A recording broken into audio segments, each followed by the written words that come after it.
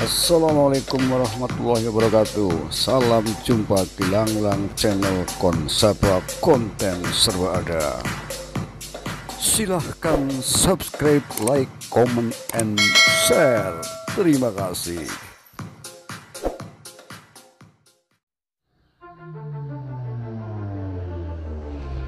Siapa yang nyungsep, Luhut atau Jokowi? Dari portal islam.id. Menghadapi serangan publik bukan hal yang mudah bagi seorang pejabat, apalagi pejabat tinggi. Kasus Kepala BPIP Profesor Yudian menjadi contoh bagaimana kebijakan atau pernyataan yang menimbulkan reaksi dan ketidaksetujuan masyarakat membuat sulit dirinya. Soal larangan cadar, agama musuh terbesar Pancasila, hingga salam Pancasila telah menghabisinya. Yudian menyerah dan tidak mau berkomentar lagi di depan publik. Kuasa bicara alias nyungsep. Demikian juga Menteri Kesehatan Terawan yang dengan pernyataan menganggap enteng wabah virus corona di Indonesia bertubi-tubi menghadapi serangan atau kritikan.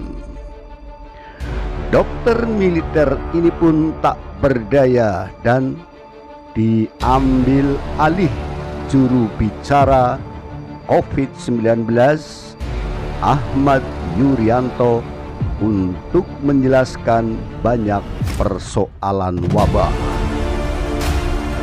Jubir ini ternyata juga salah ucap soal penularan si miskin pada orang kaya.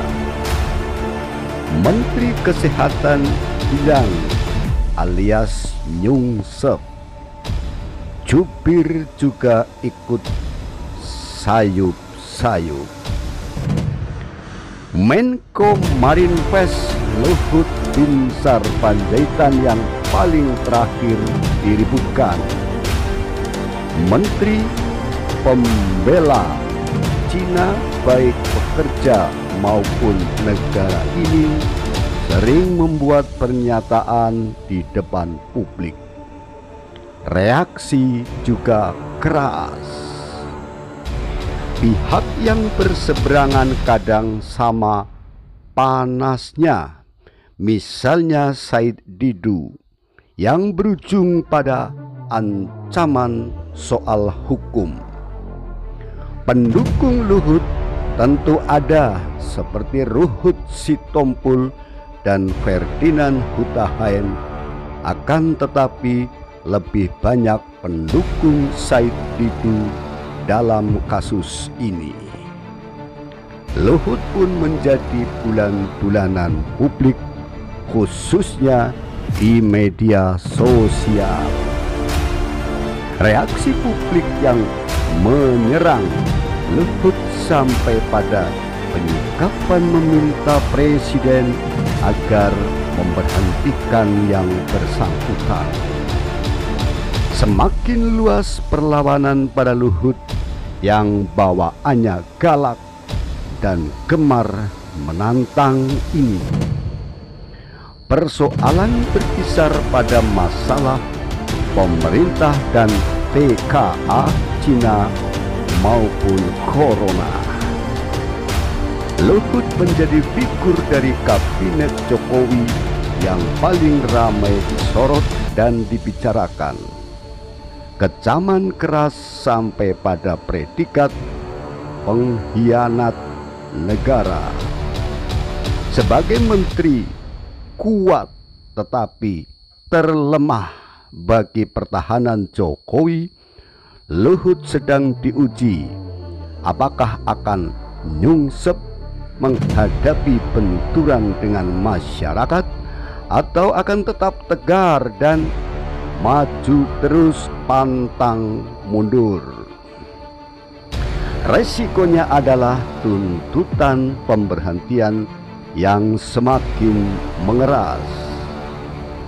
Jokowi dipastikan menjadi lebih sulit karena banyak mata akan tertuju padanya. Presiden yang memiliki hak prerogatif untuk memberhentikan menteri-menterinya. Jika Luhut bandel dan Jokowi tidak melakukan tindakan apa-apa, maka desakan mundur pada diri presiden diprediksi akan semakin bergaung. Meski untuk ini yang dikritisi bukan hanya kasus Luhut, tetapi kasus-kasus lain.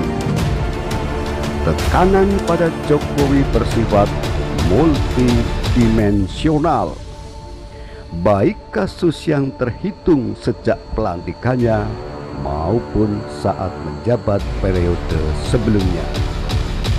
Posisinya kini menjadi pilihan, apakah Luhut atau Jokowi yang nyungsep.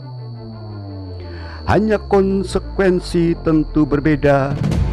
Nyungsepnya Jokowi berimbas pada Luhut. Akan tetapi jika Luhut yang mundur atau dimundurkan, maka Jokowi tentu masih bisa tetap berdiri. Dari sisi rakyat atau pihak yang mereaksi, tentu mudah memberi opsi Luhut atau Jokowi. Akan tetapi bagi pemerintah, terlebih Jokowi, ini persoalan sangat berat. Keberadaan dan kedudukan Jokowi sulit dilepaskan dari Luhut. Semua tahu bahwa Luhut Binsar sangat berjasa dalam menjahit kepemimpinan Jokowi. Nah, kemana sejarah ini akan bergerak? Mari kita lihat bersama. Panggung politik semakin menarik dengan lakon cerita babat Jokowi di ujung perjalanan. Demikianlah oleh M. Rizal Fadila. Terima kasih. Wassalamualaikum warahmatullahi wabarakatuh.